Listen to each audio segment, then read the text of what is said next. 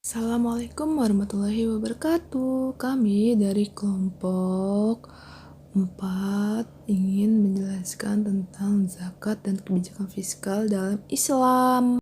Kenalkan, nama saya Tiara Dwi Nurdiawati. Saya akan menjelaskan tentang definisi dan mekanisme zakat sebagai penerimaan negara. Perkenalkan, nama saya Nurul Agnia. Saya akan menjelaskan materi mengenai belanja pemerintah Islam. Saya Nadia. Di sini saya akan menjelaskan tentang implikasi zakat terhadap perekonomian.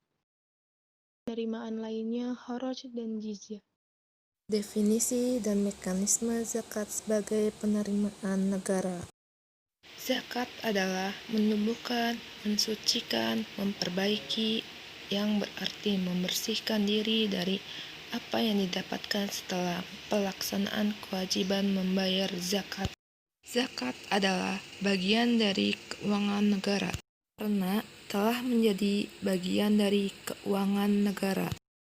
Tidak dapat dipermasalahkan apabila dana zakat diaudit oleh BPK, Audit Keuangan Negara sendiri, telah mengatur dalam Undang-Undang Nomor 15 Tahun 2004 tentang pemeriksaan, pengelolaan, dan tanggung jawab keuangan negara. Peraturan tersebut berbunyi pengelolaan dan tanggung jawab keuangan negara dilakukan oleh BPK meliputi seluruh unsur keuangan negara sebagaimana dimaksud dalam Pasal 2 Undang-Undang Nomor 17 Tahun 2003 tentang Keuangan Negara. Regulasi tersebut dijelaskan dalam Undang-Undang Nomor 23 Tahun 2011 tentang Pengelolaan Zakat. Implikasi zakat terhadap perekonomian. Secara yuridis formal, keberadaan zakat telah diatur dalam Undang-Undang Nomor 23 Tahun 2011 tentang pengelolaan zakat yang bertujuan untuk membantu golongan fakir dan miskin. Implementasi konsep dan sistem zakat dapat mengurangi pengangguran dalam perekonomian melalui 3 mekanisme. Yang pertama, implementasi zakat itu sendiri membutuhkan tenaga kerja, sehingga akan menyerap pengangguran. Kedua, perubahan golongan mustahik yang awalnya tidak memiliki akses pada ekonomi menjadi golongan yang lebih baik secara ekonomi. Yang tentu ini akan meningkatkan angka partisipasi tenaga kerja. Yang ketiga, multiplier efek dari munculnya usaha atau industri pendukung yang akan menambah lapangan kerja. Dengan kata lain, dengan konsep dan sistem zakat dapat membantu mengurangi pengangguran dalam perekonomian sehingga daya beli masyarakat tetap stabil. Dalam pemberdayaan ekonomi, kedudukan zakat adalah menumbuhkan dan mendukung pengembangan usaha mikro dan kecil, terutama pada level sosial. Hal tersebut akan meningkatkan frekuensi perputaran arus barang dan jasa yang memberikan efek ganda secara luas dan akan berdampak pada pertumbuhan ekonomi makro.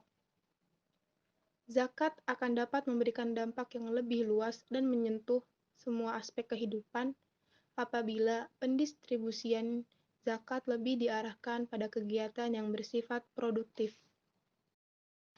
Irfan Shauki Bey mengungkapkan bahwa zakat mampu mengurangi jumlah keluarga miskin dari 84% menjadi 74%. Kemudian, dari aspek kedalaman kemiskinan, zakat juga terbukti mampu mengurangi kesenjangan kemiskinan dan kesenjangan pendapatan. Selanjutnya ada penerimaan lainnya, kharaj dan jizyah. Pertama ada kharaj. Kharaj ialah tanah taklukan milik kaum kafir yang kalah dalam peperangan, dan tanah tersebut jatuh kepada umat Islam. Tanah tersebut dimanfaatkan untuk lahan pertanian. Bagi siapapun yang ingin menggarap, maka ia harus membayar sewa. Pendapatan dari sewa inilah yang termasuk ke dalam ruang lingkup kharaj. Kharaj adalah pajak terhadap tanah. yang bila di Indonesia biasa dikenal dengan pajak bumi dan bangunan atau PBB. Namun, ada perbedaan mendasar antara sistem Horoj dan sistem PBB. Pada sistem Horoj ditentukan berdasarkan tingkat kesuburan produktivitas dari tanah, bukan berdasarkan zona, sebagaimana dalam aturan sistem PBB. Secara spesifik, besarnya Horoj ditentukan berdasarkan 3 hal, yaitu karakteristik tanah atau tingkat kesuburan tanah, jenis tanaman, termasuk marketability dan quantity, dan jenis irigasi. Horoj ini dibayarkan oleh seluruh anggota masyarakat, baik orang-orang Muslim maupun orang-orang non-Muslim. Yang kedua, ada jizyah. Jizyah adalah pajak tahunan yang wajib dibayarkan oleh seorang non-Muslim, khususnya ahli kitab, untuk jaminan perlindungan jiwa, properti, ibadah, dan harta merdeka atau budak yang tinggal di wilayah pemerintahan Islam. Jizyah ini bisa disebut pula dengan istilah pajak perlindungan. Perlindungan yang dimaksud baik dalam maupun gangguan-gangguan dari pihak luar. Dan ini pun sejalan secara adil dengan penduduk Muslim itu sendiri, yang telah dibebani beberapa instrumen biaya yang harus dikeluarkan ke negara, seperti zakat.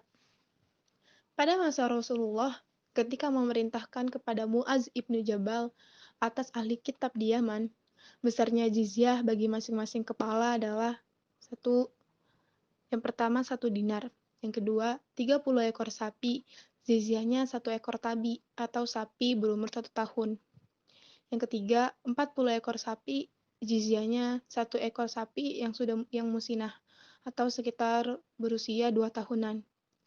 Yang keempat, penghasilan dari tanah atau kebun 1/10 bila diairi dengan hujan dan 1/5 bila menggunakan biaya untuk irigasi atau sebagainya. Belanja pemerintah Islam. Muhammad Riyadullah Siddiqi berpendapat bahwa besar subjek pembelanjaan publik oleh suatu negara yang menerapkan ekonomi Islam tidaklah tetap. Hal ini berkaitan dengan fungsi negara yang bersifat fungsional. Siddiqi menjelaskan karakteristik belanja publik sesuai dengan 3 macam fungsi negara.